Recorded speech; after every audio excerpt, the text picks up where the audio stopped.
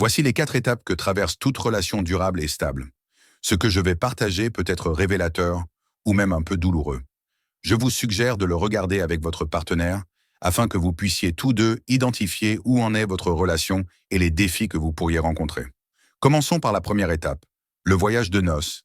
C'est la phase passionnante et passionnée qui commence lorsque deux personnes commencent officiellement à se fréquenter. Vous ne pouvez pas vous empêcher de penser l'un à l'autre. Vous voulez passer chaque instant libre ensemble. Les conversations sont interminables et passionnantes.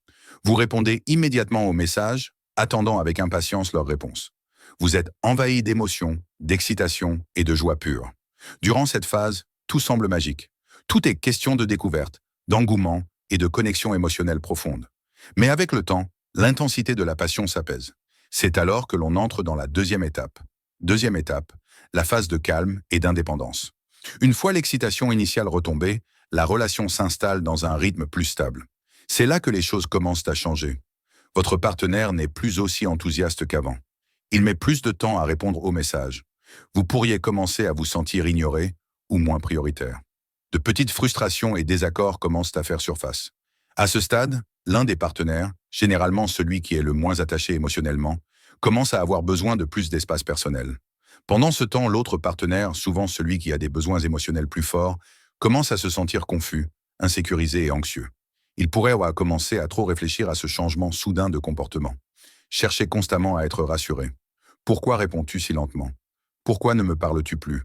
Agis de manière plus collante ou dépendantise, craignant que la relation ne perde de son intensité. Ce déséquilibre mène souvent au stade 3. Conflit et lutte de pouvoir. Chaque personne a sa propre éducation, ses mêmes valeurs et ses mêmes besoins émotionnels. Au début de la lune de miel, les différences ne semblent pas importantes.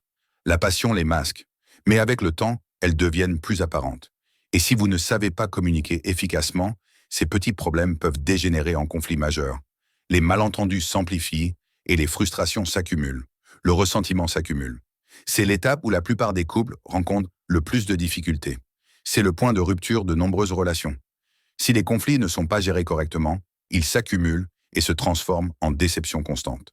Et ces déceptions répétées mènent finalement à la rupture. Pour les relations à distance, cette étape est encore plus difficile. La distance rend les choses plus difficiles. On ne peut pas être physiquement là l'un pour l'autre. Partager le quotidien devient difficile. Si vous vivez une relation à distance, vous devez fixer une date de fin précise. Sans plan de retrouvailles, la relation s'affaiblira progressivement. Étape 4, stabilité et engagement à long terme. Si vous avez survécu à l'étape 3, félicitations. Vous avez appris à gérer les conflits. Votre relation entre maintenant dans sa phase la plus mature et la plus stable. À ce stade, les couples comprennent les besoins et les limites de l'autre. Apprenez à gérer les désaccords sans les aggraver. Valorisez la relation au-delà du romantisme et de l'excitation. C'est la véritable essence de l'amour. Il ne s'agit pas seulement de passion, mais aussi d'une profonde complicité et d'un épanouissement partagé.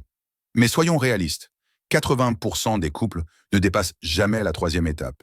C'est pourquoi tant de relations s'effondrent avant d'avoir atteint leur véritable profondeur émotionnelle.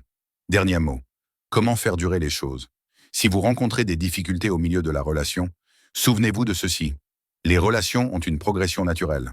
On ne peut pas rester éternellement dans la lune de miel. Les moments difficiles ne signifient pas que l'amour est fini. Cela signifie que l'on évolue. Mais pour que cela fonctionne, les deux partenaires doivent s'engager à surmonter les difficultés ensemble. Identifiez l'étape à laquelle vous vous trouvez et exprimez ouvertement vos sentiments. Travaillez en équipe pour construire des fondations plus solides. Si vous vous investissez tous les deux, votre relation deviendra plus forte que jamais. Compris? Suivez-moi pour en savoir plus sur l'amour, les relations et le bonheur durable.